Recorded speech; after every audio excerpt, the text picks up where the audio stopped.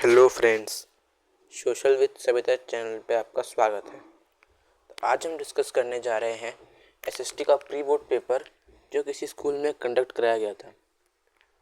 जिन बच्चों के स्कूलों में प्री बोर्ड नहीं हुआ है वो इस क्वेश्चन पेपर की प्रैक्टिस कर सकते हैं या फिर इसको देख के समझ सकते हैं कि उनके पेपर में कैसे क्वेश्चंस आएंगे, क्या लेवल होगा क्वेश्चंस का, क्या क्वेश्चंस आसान होंगे या फिर वो क्वेश्चंस को कर पा रहे हैं कि नहीं। तो बिना किसी देरी के हम शुरू करते हैं। सबसे पहले आपका सेक्शन ए, इसमें आप टोटल 20 क्वेश्चंस हैं। First question, why did nationalist in late 18th century India focus on recording and preserving folklore. तो नेशनलिस्ट 19th सेंचुरी में फोल्कलोर प्रिजर्व करने के लिए बढ़ावा इसलिए देते थे ताकि वो एक sense of pride traditional culture में रिस्टोर कर सकें। यानी इसका ऑप्शन बी सही होगा। सेकंड क्वेश्चन पे चलते हैं। आपको एक पाई चार्ट दिया है जिसमें से 43% एरिया प्लेन्स का है, 30% एरिया माउंटेन्स का है और 27% एरिया प्लेट्यूज का है। आपको 4 ऑप्शंस दिए हैं। इसमें पूछा गया है कि सिग्निफिकेंस क्या है 43% लैंड का जो प्लेन्स है, यानी इसकी क्या इम्पोर्टेंस है। तो जो प्लेन्स एरिया है वो एग्रीकल्चर इंडस्ट्री के लिए फैसिलिटीज़ प्रोवाइड करता है, तो इसलिए ऑप्शन ए। थर्ड क्वेश्चन हमको स्टेट ए और स्टेट बी दिए गए हैं। दोनों का आपको इन्फेंट मोर्टेलिटी रेट और लिटरेसी रेट दिया गया है। और क्वेश्चन में दिया गया है कि जो डेटा गया है उसको समझ के आपको बताना है स्टेट बी का लो इन्फेंट मोर्टेलिटी रेट क्यों है। इसका आंसर सिंपल है, वहाँ अच्छी एजुकेशन फैसिलिटीज़ है इसलिए।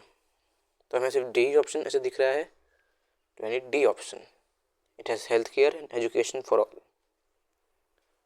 फोर्थ क्वेश्चन, आपको लिस्ट 1 और लिस्ट 2 दी गई है।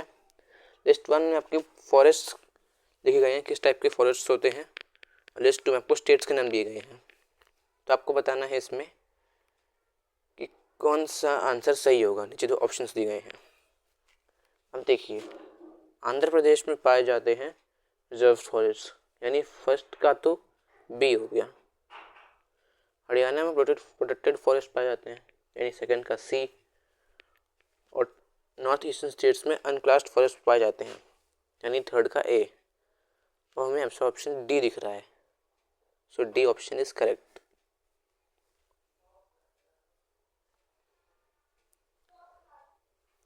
फिफ्थ क्वेश्चन को स्टेटमेंट दी गई है जॉइंट फॉरेस्ट मैनेजमेंट को लेकर।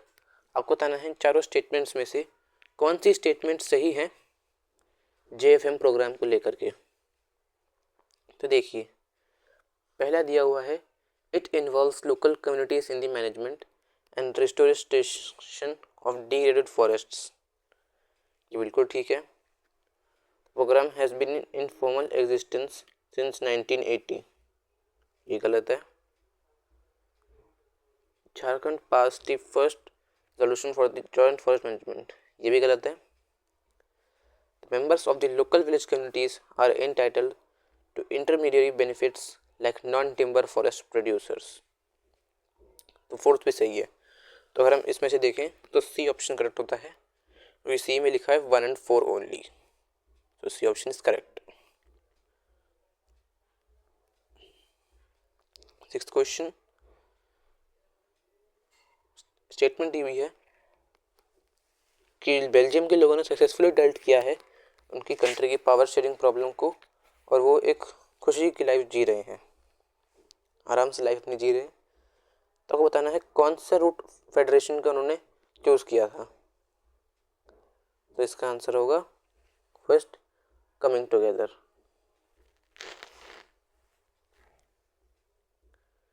सेवेंथ क्वेश्चन, आपको लिस्ट 1 और लिस्ट 2 दी गई है। लिस्ट 1 में कुछ टर्म्स दी गई है और लिस्ट 2 में उनकी डेफिनेशंस दी गई हैं। आपको सही डेफिनेशंस से मैच करना है। देखिए फर्स्ट है एथनिक। एथनिक होता है एक सोशल डिवीजन, यानी फर्स्ट का डी हो गया। सेकंड है मेजोरिटरिज्म, सेकंड का सी हो गया कि मेजोरिटी कम्युनिटी सोसाइटी को रूल करनी चाहिए। थर्ड सिविल वॉर का हो जाएगा B, violent conflicting opposing groups within a country. Fourth का ए, आइदर वन और ओनली टू लेफ्ट गवर्नमेंट। तो अगर हम ये देखें तो हमारा डी ऑप्शन करेक्ट आता है, so D is the correct answer. 8th question में फिर से स्टेटमेंट दी है, यानी आपके एग्जाम में स्टेटमेंट बेस्ड क्वेश्चन आने के ज़्यादा चांसेस हैं। तो आपसे उम्मीद करता हूँ कि आप उनकी अच्छे से प्रैक्टिस कर रहे होंगे, क्योंकि आप देख चुके हैं हमने कुछ ही क्वेश्चंस किए हैं पर बहुत सारे क्वेश्चंस स्टेटमेंट बेस्ड आए हैं, तो आपको उनकी प्रैक्टिस करनी है अच्छे से। तो स्टेटमेंट में दिया है मिस्टर एक्स ने क्रेडिट लिया है कैंडल्स बनाने के लिए फेस्टिव सीजन में। अब आपको करेक्ट ऑप्शन चूज करना है जो इम्पोर्टेंस ऑफ क्रेडिट को डिफाइन करता है। तो इसमें हमको 4 स्टेटमेंट्स दी गई हैं। It plays a vital and positive role in meeting his target and accelerating his income, बिल्कुल ठीक है। Second, the credit helps him to meet the ongoing expenses of production, second भी ठीक है। Third, credit helps him complete the production on time, third भी ठीक है। Fourth, it helps him in exercising restraint and get into the habit of taking more credit, ये गलत है। तो यानी हमारे सी ऑप्शन, यानी हमारे 1, 2, 3 ठीक है, तो यानी हमारा सी ऑप्शन करेक्ट है, 1, 2 and 3। 9th question, north eastern states जैसे नागालैंड, मिजोरम, अरुणाचल प्रदेश को एक स्पेशल स्टेटस दिया गया है हमारे संविधान के द्वारा। ऐसा क्यों दिया गया है? ऐसा इसलिए दिया गया है क्योंकि उनके कुछ हिस्टोरिकल और सोशल सर्कमस्टेंसेस की वजह से। सो ऑप्शन सी हमारा करेक्ट होगा। 10th क्वेश्चन में आपको पिक्चर दी गई है जर्मन एम्पायर की। इसमें दिया हुआ है आपको कि कौन सा वर्ड बेस्ट सूट करता है स्वॉर्ड को। तो स्वॉर्ड रिप्रेजेंट करता है रेडीनेस टू फाइट को, यानी C option, readiness to fight. 11th question में पूछा गया है कि वो 4 फैक्टर्स दिए गए हैं, उसमें से कौन से फैक्टर ने सिग्निफिकेंटली कंट्रीब्यूट किया है ग्लोबलाइजेशन के प्रोसेस में। तो पहले फैक्टर दिया है एक्सपेंशन ऑफ मल्टीनेशनल कॉरपोरेशंस, ये बिल्कुल ठीक है। सेकंड फैक्टर है एडवांसमेंट्स इन इंफॉर्मेशन कम्युनिकेशन टेक्नोलॉजी, ये बिल्कुल ठीक है। Third, nationalisation and trade barriers, ये गलत है। Fourth, cross border movement of people for jobs and education, ये भी गलत है। यानी हमारे फर्स्ट एंड सेकंड स्टेटमेंट ठीक है, यानी ऑप्शन हमारा है statements 1 and 2 are appropriate. 12th question, आपको कुछ 4 स्टेटमेंट्स दी गई हैं फेडरलिज्म के बारे में इंडियन कॉन्स्टिट्यूशन से। आपको बता रहा है कौन सी स्टेटमेंट सही है। पहली स्टेटमेंट है India is declared as a union of states, बिल्कुल ठीक है। Power sharing between the union and state governments is a basic feature, ये भी ठीक है। Second, third, power sharing arrangement is easy to change, ये गलत है, उसे आसानी से चेंज नहीं कर सकते। Changes in power sharing record 1/3 majority in both houses of parliament, ये भी गलत है। हमारी 1 and 2 स्टेटमेंट्स ठीक हैं, यानी हम option A 1 and 2। 13th question, आपको इसमें से 4 इवेंट्स दी गए हैं सिविल डिसोबीडियंस मूवमेंट के बारे में। तो आपको उनको सही क्रोनोलॉजिकल ऑर्डर यानी सही ईयरली ऑर्डर में कि कौन सा किस साल में हुआ था, इंक्रीजिंग ऑर्डर में लगाना है। सो पहला boycott of 7 commission, boycott of 7 commission हुआ था 1928 में। पूर्ण स्वराज रेवोल्यूशन ये 1929 में पास किया गया था। Letter with 11 demand sent to viceroy Irwin, ये 1930 में हुआ था। और सॉल्ट मार्च ये 1931 में हुआ था। यानी अगर हम इसको देखें तो हमारे सही क्रोनोलॉजिकल ऑर्डर आता है 1 2 3 4, तो इसलिए हमारा डी ऑप्शन करेक्ट है, 1 2 3 एंड 4।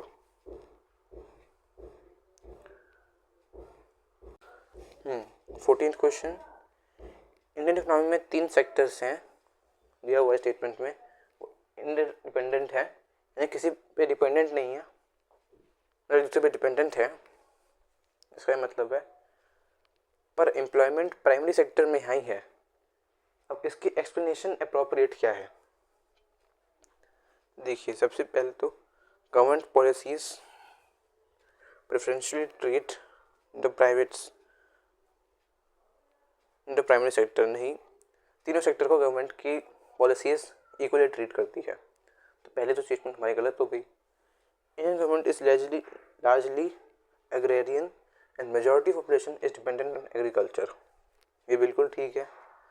भारत की बहुत सी पॉपुलेशन खेती पर ही डिपेंडेंट है, तो सेकेंड ठीक है। Inadequate service sector jobs force people to continue working in primary sectors, ये भी सही है। बहुत से लोगों को टर्शियरी सेक्टर में जॉब्स नहीं मिलती, तो उन्हें मजबूरन खेतों में काम करना पड़ता है अपने परिवारों के लिए गुजारा करने के लिए या पैसे कमाने के लिए। फोर्थ स्टेटमेंट है primary sector provides raw material for the secondary and tertiary sector, ये स्टेटमेंट सही है, पर इसके रिलेशन में ये स्टेटमेंट सही नहीं है, यानी फोर्थ गलत हो गया। 22nd एंड थर्ड सही है, तो यानी B option 2 and 3 are true। 15 question, आपको स्टेटमेंट दो दी गई हैं। पेज में लिखा हुआ है by 1870s caricatures and cartoons were being published in Indian journals and newspapers commenting on social and political issues, ये बिल्कुल ठीक है। Statement 2, some caricatures praise the educated Indians' fascination with Western tastes in clothes, while others were looking forward to social change, second ठीक नहीं है, यानी हमारा option A होगा। Statement 1 is correct and statement 2 is incorrect. 16, आपको fill in the blank करना है। The frequent stories of dash remind us that no system is entirely without shortcomings, even democracies. Identify the issue being referred to from the options given, तो इसका answer होगा corruption, यानी corruption से कोई नहीं बच सकता। करप्शन डेमोक्रेटिक सरकारों में भी होता है और नॉन डेमोक्रेटिक सरकारों में भी होता है, तो D option corruption is correct. 17, आपको फिर 4 ऑप्शंस दिए गए हैं, आपको बताना है कौन सा मेन फैक्टर है या क्या कारण है कि अब इतनी सारी पॉलिटिकल पार्टीज इंडिया में आ रही हैं। तो इसका आंसर होगा अ फेडरल पॉलिटिकल सिस्टम, यानी option A. 18, the result of greater foreign investment and greater foreign trade has been dashed across countries, तो आपको फिल इन द ब्लैंक है, आपको ब्लैंक को फिल करना है, तो आपको करेक्ट ऑप्शन क्या है वो लिखना है। तो इसमें हम लिखेंगे D option, greater integration of production and markets, यानी डी ऑप्शन करेक्ट है। 19, आपको 4 स्टेटमेंट्स दी गई हैं, आपको बताना है इसमें से कौन सी स्टेटमेंट ट्रू मीनिंग है equal treatment of women as a necessary ingredient of a democratic society. So हमें बी स्टेटमेंट बस दिख रही है ऐसी सही, यानी B option, it is now easier for women to legally wage struggle for their rights, तो यानी B option is correct. 20th question, आपको दोबारा से 2 स्टेटमेंट्स दी गई हैं। A communal mindset can lead to efforts to secure political influence for a specific religious group. Statement 1 बिल्कुल ठीक है। Statement 2. Members of the majority community may seek to create a separate political entity as a response to such dynamics. तो हमारे दोनों statements ठीक है, यानी हमारे डी ऑप्शन करेक्ट है. Both 1 and 2 are correct. अब यहाँ पे हमारे मल्टीपल चॉइस क्वेश्चन खत्म होते हैं. अब शुरू होते हैं हमारे वेरी शॉर्ट क्वेश्चंस, जो कि 4 होंगे 2 मार्क्स के. पहला question, agriculture industry are not exclusive of each other, they move hand in hand. तो आपको बताना है कैसे एग्रीकल्चर इंडस्ट्री दोनों से इंटरडिपेंडेंट है. ये आपको एग्जाम्पल के जरिए बताना है 2 पॉइंट्स में. 22 क्वेश्चन के ए पार्ट में, the silk routes are a good example of vibrant pre modern trade and cultural links between distant parts of the world. तो आपको सिल्क रूट कैसे अच्छे एग्जाम्पल हैं प्री मॉडर्न ट्रेड के, cultural links के, आपको examples देके बताना है. इसके और पार्ट में, new crops can significantly impact survival and well being. So आपको इस स्टेटमेंट को भी एक्सप्लेन करना है 2 पॉइंट्स में एग्जाम्पल देके. 23rd question, India with vast population and diversity presents a classic example of power sharing that exemplifies the very spirit of democracy and justifies the statement. तो आपको बताना है कैसे पावर शेयरिंग इंडिया में मतलब very spirit democracy की है, ये आपको एक्सप्लेन करना है. यानी आपको पावर शेयरिंग का आपको मॉरल रीजन लिखना है इसमें. 24th, local government is an effective way to uphold the democratic principle of decentralization. तो आपको इस स्टेटमेंट को जस्टिफाई करना है. तो आपको बताना है डिसेंट्रलाइजेशन क्यों ज़रूरी है लोकल लेवल पे. आपको इसको 2 पॉइंट्स में एक्सप्लेन करना है. अब यहाँ पे हमारे वेरी शॉर्ट क्वेश्चंस खत्म होते हैं. और शुरू में हमारे शॉर्ट क्वेश्चन आंसर जो कि 3 मार्क्स के हैं 5. 25th question, by the 17th century as urban culture bloomed in China, the uses of print diversified. Explain the statement by giving suitable examples. तो यानी है 17th सेंचुरी में जब प्रिंट कल्चर आ गया तो कैसे यूजेस ऑफ प्रिंट, लोग कैसे प्रिंट का इस्तेमाल करने लगे, आपको इसको एग्जाम्पल देके एक्सप्लेन करना है.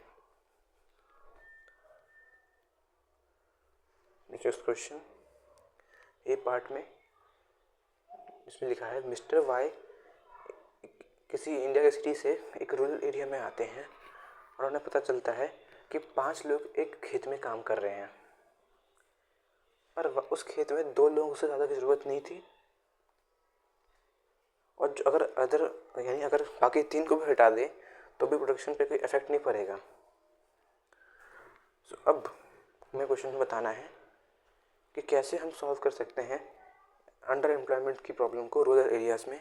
आपको इसको 3 पॉइंट्स में एक्सप्लेन करना है. इसके और पार्ट में, सुनील और रमन ने अपनी ग्रेजुएशन सेम कॉलेज से की. सुनील को नौकरी मिल गई ऑर्गेनाइज सेक्टर में और वो उससे खुश नहीं था, जबकि रमन को ऑर्गेनाइज सेक्टर में नौकरी मिल गई और वो खुश था.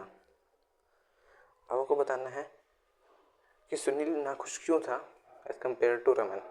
यानी आपको ऑर्गेनाइज सेक्टर और इनऑर्गेनाइज सेक्टर के बीच में 3 डिफरेंसेस लिखने हैं. 27th question, define agricultural term used for cultivation of fruits and vegetables. यानी आपको एग्रीकल्चरल टर्म बताना है जो यूज़ किया जाता है cultivation of fruits and vegetables के लिए, और आपको इंडिया के रेफरेंस में उसके 3 एग्जाम्पल्स लिखने हैं. 28th क्वेश्चन में, women empowerment has greatly improved the status in society over the years, given 3 examples to prove this statement. तो आपको बताना है कैसे वुमेन की एम्पावरमेंट या इनका स्टेटस सोसाइटी में बढ़ गया है. आपको बताना है ये एग्जाम्पल्स देके. 29th question, over the 40 years यानी 1973-74 से 2013-14 तक प्रोडक्शन सभी सेक्टरों में बढ़ गया है, पर सबसे ज़्यादा बढ़ा है टर्शरी सेक्टर में. इसलिए 2013-14 ईयर में टर्शरी सेक्टर जो था लार्जेस्ट प्रोड्यूसिंग सेक्टर था. इसने प्राइवेट सेक्टर को रिप्लेस कर दिया था। तो आपको बताना है टैक्सी सेक्टर इतने पॉपुलर क्यों बन गया इंडिया में। आपको 3 एग्जांपल्स देके इसको एक्सप्लेन करना है। अब यहाँ पे हमारा सेक्शन सी खत्म होता है, हमारा सेक्शन डी शुरू होता है, जहाँ पे आपके 4 क्वेश्चन हैं 5 मार्क्स के।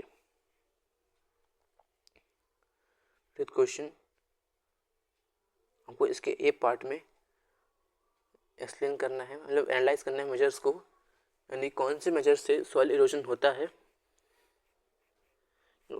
कौन से मेजर से सॉइल इरोजन को हम प्रिवेंट कर सकते हैं। आपको इन मेजर्स के बारे में लिखना है ए पार्ट में। बी पार्ट में मोहन ने एक स्टेटमेंट दिया आपको कि मोहन ने एक फार्म खरीदा और वो क्रॉप्स उगाना चाहता है, जैसे शुगर केन, कॉटन या ज्वार। अब उसे सॉइल टाइप्स के बारे में पता नहीं है और क्लाइमेटिक कंडीशंस, तो उसे आपको आइडेंटिफाई करना है अप्रोप्रिएट सॉइल टाइप और उसकी सॉइल की प्रॉपर्टीज़ लिखनी है। तो आपको इसको 5 पॉइंट्स में बताना है कौन सी सॉइल है और 4 पॉइंट्स में उसकी प्रॉपर्टीज़ को एक्सप्लेन करना है। 31 A part, romanticism, a cultural movement sought to develop a particular form of nationalist sentiment, justify statement with suitable arguments। तो आपको बताना है कैसे रोमांटिसिज्म जो एक कल्चरल मूवमेंट था उसने नेशनलिस्ट फीलिंग्स को जनरेट किया। आपको इसको सुटेबल आर्गूमेंट्स देके जस्टिफाई करना है। इसके बी पार्ट में ट्रीटी ऑफ वियना थी, उसने स्पिरिट ऑफ कंजर्वेटिज्म को डिपिक्ट किया। तो आपको इस स्टेटमेंट को एक्सप्लेन करना है उसके की फीचर्स को देके, यानी ट्रीटी ऑफ वियना में क्या क्या चेंजेस हुए थे और इन चेंजेस की वजह से क्या क्या हुआ। आपको इसको 5 पॉइंट्स में एक्सप्लेन करना है कंजर्वेटिज्म को एक्सप्लेन करते हुए। 32nd question, political parties are necessary condition for democracy. Political parties ज़रूरी हैं डेमोक्रेसी के लिए। आपको इसको 5 पॉइंट्स में एक्सप्लेन करना है, यानी हमें पॉलिटिकल पार्टीज की क्यों ज़रूरत है, क्या कारण है कि हमें पॉलिटिकल पार्टीज की ज़रूरत है, हम इसको एक्सप्लेन करना है आपको। इसके और पार्ट में political parties today face several challenges that impact their democratic functioning, justify this statement. Political parties बहुत से चैलेंजेस फेस करती हैं आज के समय में। आपको इन चैलेंजेस को एक्सप्लेन करना है कि क्या क्या चैलेंजेस वो फेस करते हैं।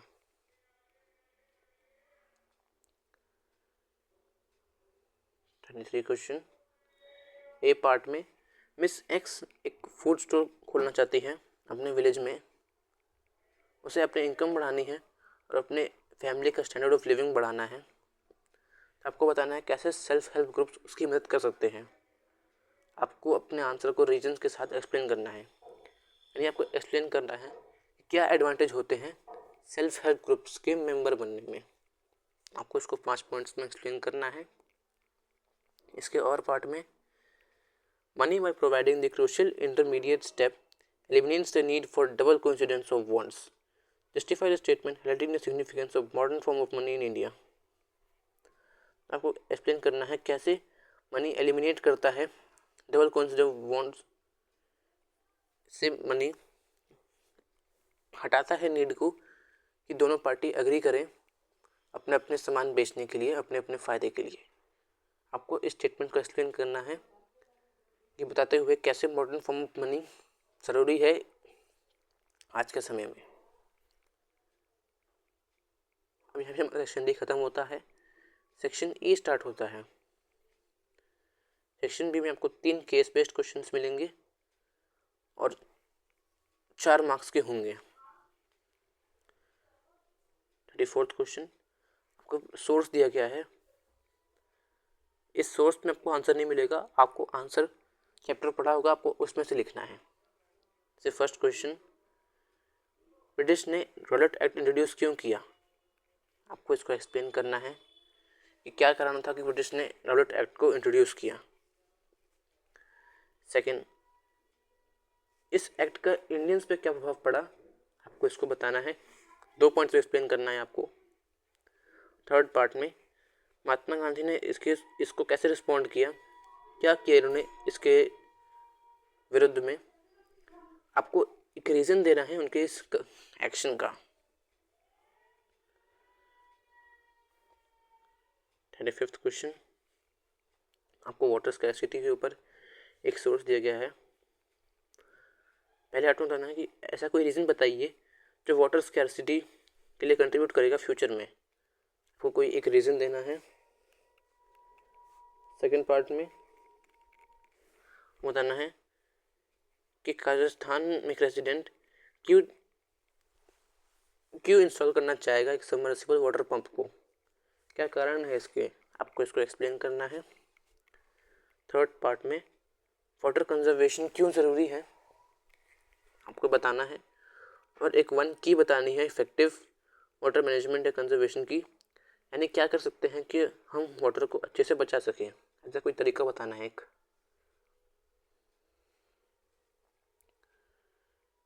इस क्वेश्चन में आपको ह्यूमन डेवलपमेंट रिपोर्ट से दिया गया है एक सोर्स।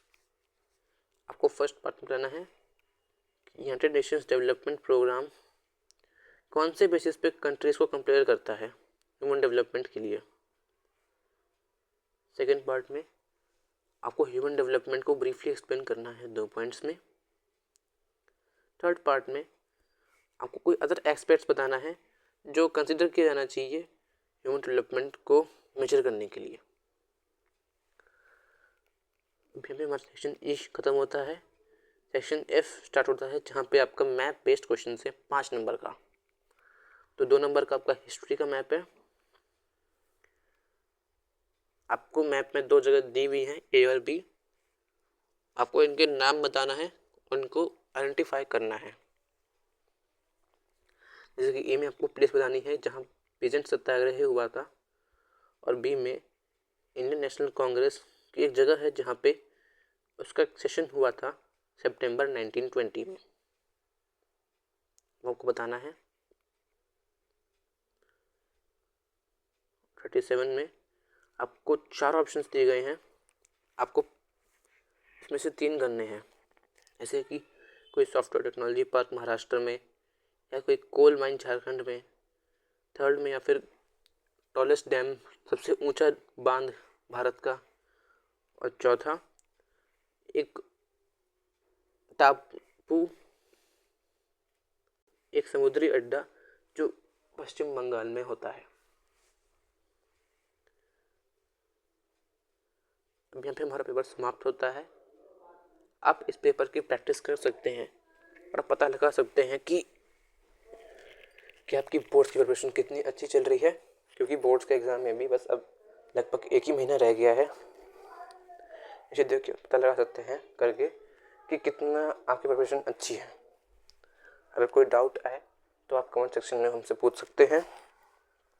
अगर वीडियो पसंद आई हो तो लाइक करें, कमेंट करें और अपने दोस्तों को शेयर करें, और सोशल विद सविता चैनल को सब्सक्राइब भी करें। Okay, bye.